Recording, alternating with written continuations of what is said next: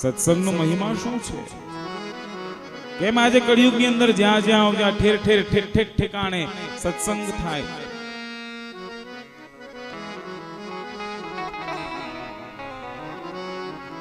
એકવાર ભગવાન નારાયણને બ્રહ્માજીએ પ્રશ્ન પૂછ્યો કે આ જગતની અંદર સત્સંગ શું છે, સત્સંગનો મહિમા શું છે અને સત્સંગ કેવા વ્યક્તિને પ્રાપ્ત થાય?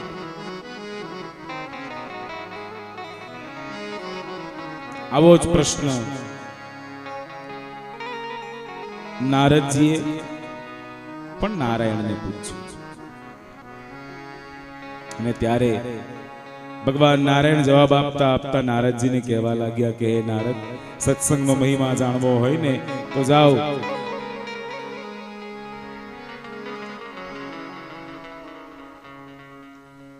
હરિદ્વારના કિનારે એક ગૌશાળા છે અને ગૌશાળાની અંદર તમે જાઓ, એ ગૌશાળાની અંદર હમણાં એક કીડાનો જન્મ થયો છે. શું કીધું?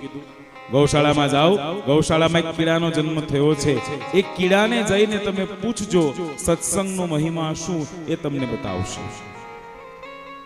નારદજી દોડતા દોડતા દોડતા એમ કહેવાય એ કીડા પાસે આવ્યા ને એમ કહેવાય હરિદ્વારમાં આવ્યા અને ગૌશાળાની અંદર જ્યાં કીડો હતો એ કીડાને જોયો અને એની પાસે ગયા. નારદજીએ પ્રશ્ન પૂછ્યો કે મને કૃપા કરીને બતાવો કે સત્સંગનો મહિમા શું, સત્સંગ કરવાથી જીવ શું પ્રાપ્ત કરે? પ્રશ્ન પૂછતાની સાથે જ એમ કહેવાય જે કીડો હતો ને એ કીડો મરી ગયો. શું થયું? એ કીડો મરી ગયો. નારદજી દોડતા દોડતા ભગવાન નારાયણ પાસે આવ્યા. ભગવાન નારાયણને કીધું, પ્રભુ ઓલા કીડાને મેં પૂછ્યું તો પૂછતાની સાથે જ મરી ગયો. તમે જ મને કહો ને સત્સંગનો મહિમા શું છે? અને ત્યારે જવાબ આપતા આપતા ભગવાન નારાયણે કીધું કે નારદ જાઓ, એ જ ગૌશાળાની અંદર એક હમણાં વાછરડાનો જન્મ થયો છે. એ વાછરડાને જઈને પૂછો સત્સંગ શું છે. અને નારદજી દોડતા દોડતા દોડતા ફરી પાછા ગૌશાળામાં આવ્યા. ગૌશાળામાં આવી અને એમ કહેવાય વાછરડો એક તાજો જન્મ્યો તો. ગાય પોતાના વાછરડાને વાલ કરતી હતી, પોતાના જીભ વડે ચાટતી હતી અને એમ કહેવાય એટલામાં નારદજી આવીને એક પ્રશ્ન પૂછ્યો કે વાછરડા, કૃપા કરીને મને બતાવ ને સત્સંગનો મહિમા શું, સત્સંગ કરવાથી જીવ શું પ્રાપ્ત કરે? અને આ પ્રશ્ન પૂછતાની સાથે જ બોલો વાછરડો પણ મૃત્યુ પામ્યો. મેરબાઈ બેન થોડું ધ્યાન આપજો. નારદજી ગભરાયા. નારદજી ગભરાતા ગભરાતા ભગવાન નારાયણ પાસે ગયા. ભગવાન નારાયણને કીધું કે બાબા કૃપા કરીને તમે જ મને હવે સત્સંગનો મહિમા કહી દો, કારણ કે જેને પણ સત્સંગનો મહિમા પૂછું એ તરત પોતાનો પ્રાણ છોડી દે અને મૃત્યુ થાય. હવે મારે બીજે ક્યાંય નથી જવું, તમે મને સત્સંગનો મહિમા કહો. ત્યારે ભગવાન નારાયણે કીધું કે નારદ એક કામ કરો, એ જ ગામની અંદર એ ગામના રાજાની ઘરે આજે રાજકુંવરનો જન્મ થયો હમણાં. શું કીધું?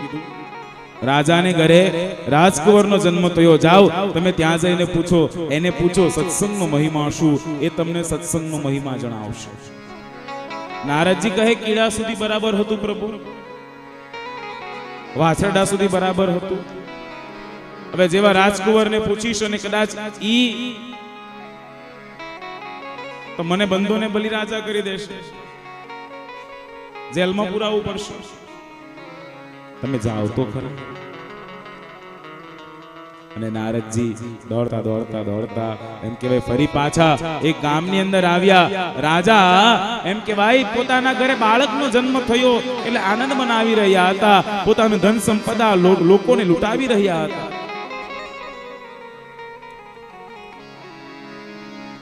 એટલામાં નારદજીને ત્યાં આવતા જોયા, બહુ રાજી થયા. એટલે રાજાએ નારદજીનું સન્માન કર્યું, ઊંચા આસન પર બેસાડ્યા. ઊંચા આસન પર બેસાડી અને નારદજીને આગતા સ્વાગતા કરી રહ્યા હતા. બહુ સુંદર મજાનો, કારણ કે રાજાને ઘણા બધા વર્ષો પછી દીકરો થયો. નારદજી વધારે મૂંઝાયા. કે આટલા બધા વર્ષ પછી એની ઘરે દીકરો થયો અને હું કદાચ પ્રશ્ન પૂછીશ અને તો પણ હિંમત કરી અવસર એકલો જ્યારે રાજકુંવર હતો ને એ નારદજી દોડતા દોડતા એની પાસે ગયા, રાજકુંવરને પોતાના હાથમાં લીધો, હાથમાં લઈ અને પ્રશ્ન પૂછ્યો કે મને કૃપા કરીને બતાવો ને સત્સંગનો મહિમા શું અને સત્સંગ કરવાથી મનુષ્યને શું પ્રાપ્ત થાય. અને આ પ્રશ્ન પૂછતાની સાથે બોલો રાજાનો બાળક હસવા લાગ્યો. નાનો છે, જન્મ થયો, હસવા લાગ્યો, ખડખડાટ હસવા લાગ્યો. નારદજીએ કીધું કૃપા કરીને રાજકુંવર મને તમે બતાવો ને સત્સંગનો મહિમા શું. અને ત્યારે એ જન્મજાત હજી જન્મ્યો તો એ રાજાનો કુંવર, એ રાજકુંવર બોલ્યો કે નારદજી હજી સુધી તમે સત્સંગનો મહિમા ન સમજી શક્યા? તો ના, તો એમ કહેવાય તમે જે સૌથી પહેલા પૂછવા માટે આવ્યા ને ગૌશાળાની અંદર એક કીડો હું હતો, તમે સત્સંગ નામ લીધું તો મારા પર ભગવાનની કૃપા થઈ, કીડામાંથી એમ કહેવાય મને બીજો જન્મ વાછરડાનો પ્રાપ્ત થયો. અને તમે પાછા ત્યાં આવી અને મને બીજી વખત પૂછ્યું કે સત્સંગનો મહિમા શું. 2 વખત સત્સંગનું નામ સાંભળ્યું તો એમ કહેવાય ત્રીજો જન્મ ડાયરેક્ટ રાજાના ઘરે મારે જો થયો. વિચાર કરો કે હે બાબા, આનાથી મોટો સત્સંગનો મહિમા શું હોય?